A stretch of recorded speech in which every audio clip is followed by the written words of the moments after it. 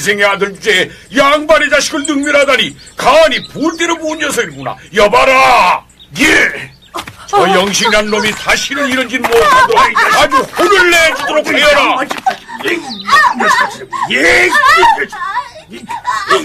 허허, 이런 걸 어떻게 만들었을까?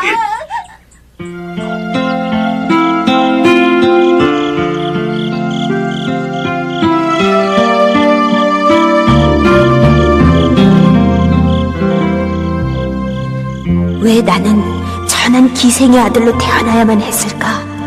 왜 친구도 없이 외톨이로 지내야만 하는 것일까? 소년 장영실의 고민에는 이유가 있었습니다. 조선시대에는 4개의 다른 계급이 있어 대우가 서로 달랐던 것입니다.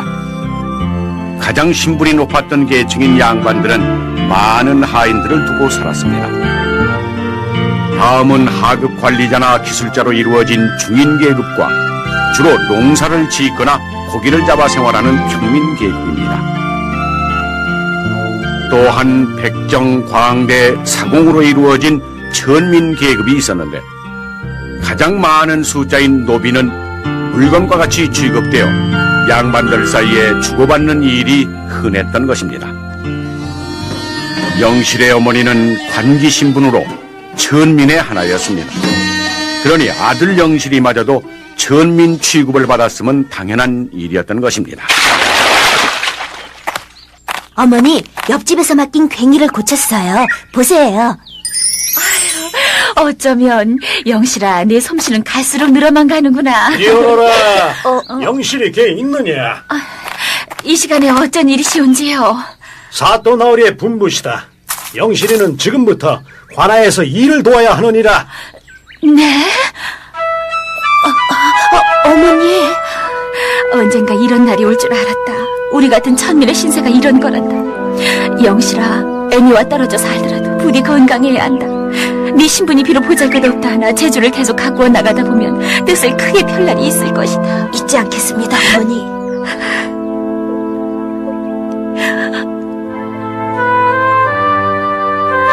열 살이 되던 해 장영실은 동네 현청의 부름을 받고 관과에서 일하게 됩니다.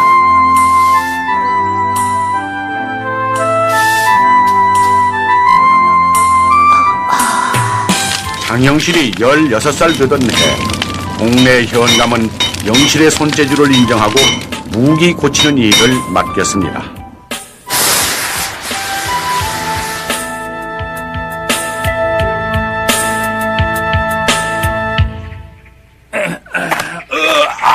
졸린다. 아유. 아침마다 물을 길어야 하고 귀찮아 죽겠군. 아유, 어쩌겠나. 물을 안 먹을 수도 없고. 네? 아니 이럴 수가. 물이 가득 채워졌잖아. 대체 누가 이렇게? 맞았어. 이건 영실이가 한 짓이야. 그렇구만. 영실이 말고 또 누가 이런 것을 만들어낼 수 있겠나?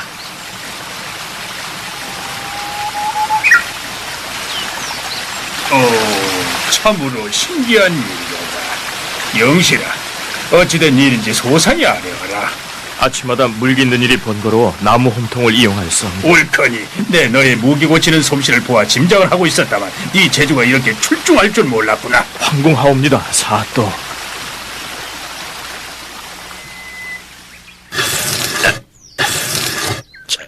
어명이요! 동래현 관노 장영실은 어명을 받들라. 지금 당장 한양으로 출발하여 지체 없이 주상 전하를 아련토록 하라. 아니, 상감마마께서 나를 찾으신다니 이게 대체 어찌된 명분인가? 주상 전하께 없어 일개 관노인 너를 찾으신다니 그야말로 놀라운 일이로구나. 분명히 나쁜 일은 아닐 게다. 어서 채비를 갖추도록 하여라. 알겠사옵니다.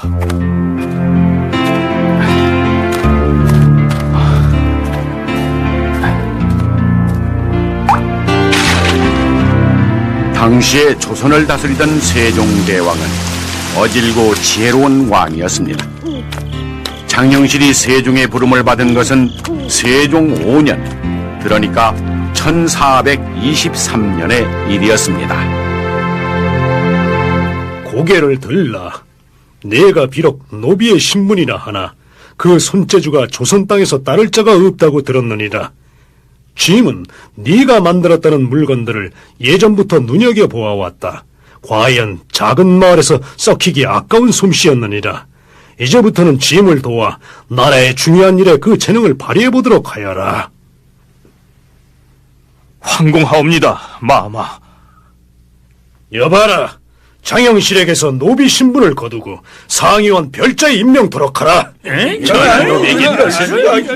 아이, 상의원 별자라면은 종오품 벼슬 아닌가? 허허, 이런 일. 비록 천민 출신이라고 손가락질하는 사람도 있었지만은 장영실은 몸과 마음을 다 바쳐 열심히 일했습니다.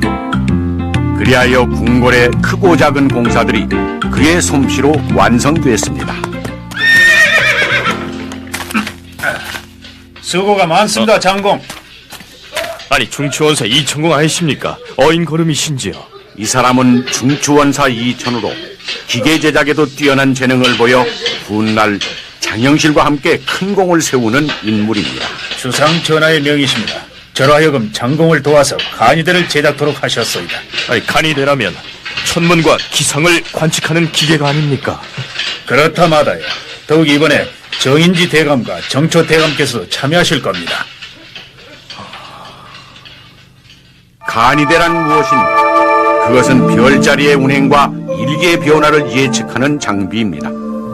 요즘은 인공위성을 비롯한 첨단 기기로 정확하게 일기를 예측할 수 있지만은 당시에는 천문과 일기를 예측하는 방법이 없었습니다.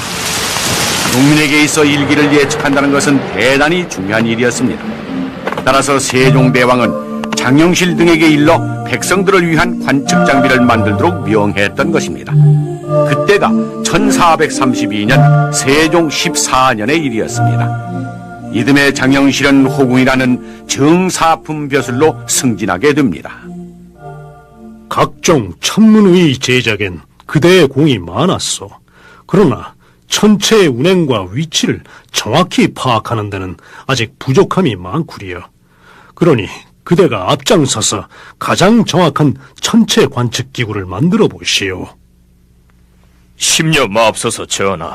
소신 열과 성을 다해 전하의 뜻을 받들겠습니다.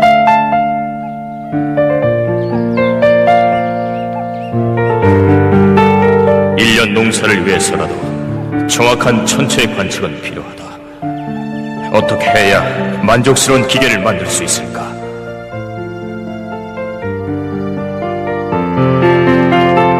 옛부터 자연을 제대로 알고 이용하던 나라가 부강한 나라로 커갈 수 있었다. 그렇다면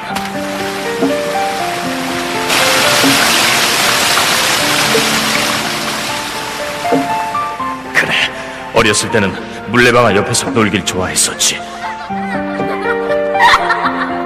내가 물레방아를 만들었을 때 친구들이 얼마나 좋아했던가. 바로 그거야. 물레방아를 이용하는 거야. 됐어. 장영실은 어릴 때 가지고 놀던 물레방아에서 힌트를 얻어 훈천이 제작에 착수했습니다. 이렇게 해서 만들어진 천문 관측기 훈천2는 구리로 제작한 둥그런 구형 겉 쪽에 해, 달, 별 등을 그려 그것을 관측하는 장비로 그 정확성에는 오늘날의 과학자들까지도 감탄을 아끼지 않고 있을 정도입니다. 1434년 장영실은 이전에 사용하던 금속 활자인 경자자의 결점을 보완한 갑인자를 제작해서 우리나라의 인쇄 문화 발전에 기하게 됐습니다.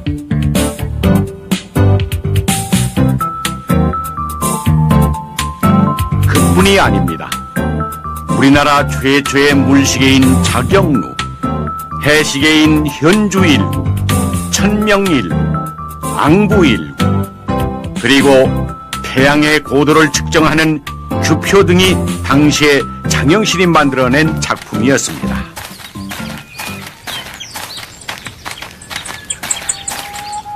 장영실의 공로로 쌀 500만 석을 창고에 고스란히 보관할 수 있었소. 모두 주상전하의 은덕입니다. 그가 시골에서 있었던들 어찌 훌륭한 일을 해낼 수 있었겠습니까? 장영실 덕분에 계속 풍년이 든다 하니 그에게 큰 상을 내리도록 하시오. 성은이 만극하오이다. 만극하오이다.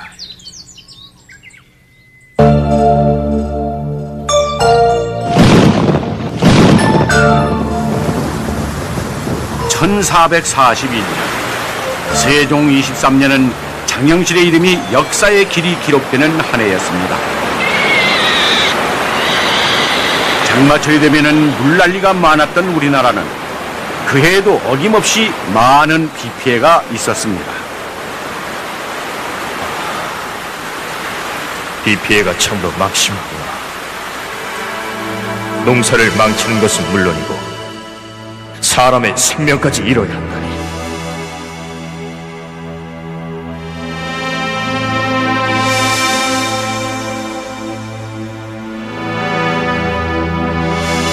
그래, 하늘에서 떨어지는 비의 양을 날짜별로 기록하여 남겨두면 이듬해부터는 물난리를 미리 예상하여 피할 수 있지 않겠는가? 그대의 뜻이 참으로 장하오. 정밀한 측우기가 있다면 농사에도 도움이 될 뿐더러 비로 인한 피해도 많이 줄일 수 있을 것이요. 또한 수표라는 것을 만들어 하천의 범람도 미리 예측할 수 있도록 하겠습니다. 과연 그렇군. 역시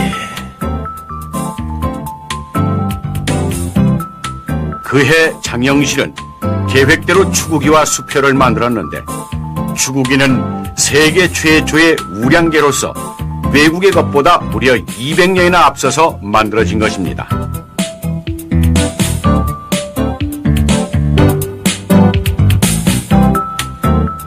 그 공로로 장영실은 상호군이란 더 높은 벼슬자리에 오르게 됩니다.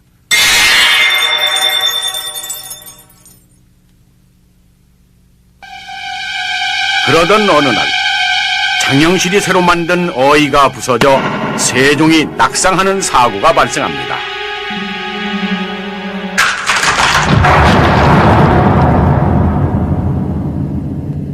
상감 마마의 가마가 부서졌다는 게 사실이요? 그래요. 그 가마는 장영실이 만든 거래요. 노비 주제에 높은 벼슬에 올라 영 이 기회에 쫓아냅시다.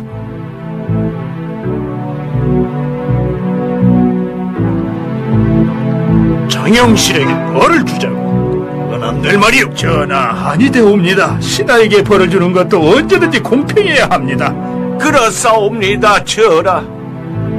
그렇사옵니다, 전하. 참으로 괴로운 일이로다. 장영실을 시기하던 신하들은 거듭 벌을 내릴 것을 주장했습니다. 세종대왕은 할 수 없이 장영실을 파면하니 이때가 1442년 세종 24년의 일이었습니다. 농부가를 들으니 천하가 태평함을 알 수 있구나. 천하 노비의 몸으로 태어나 나라에 큰 공을 세우리 이 어찌 즐겁지 아니한가. 이제 고향으로 돌아가 여생을 조용히 보내리라. 자, 서둘러 가자. 예, 나으리. 장영실이 남긴 수많은 업적들은 지금껏 우리 민족의 커다란 자부심으로 남아 있습니다. 그는 우리나라 역사상 가장 훌륭한 과학자 중 한 분이었던 것입니다.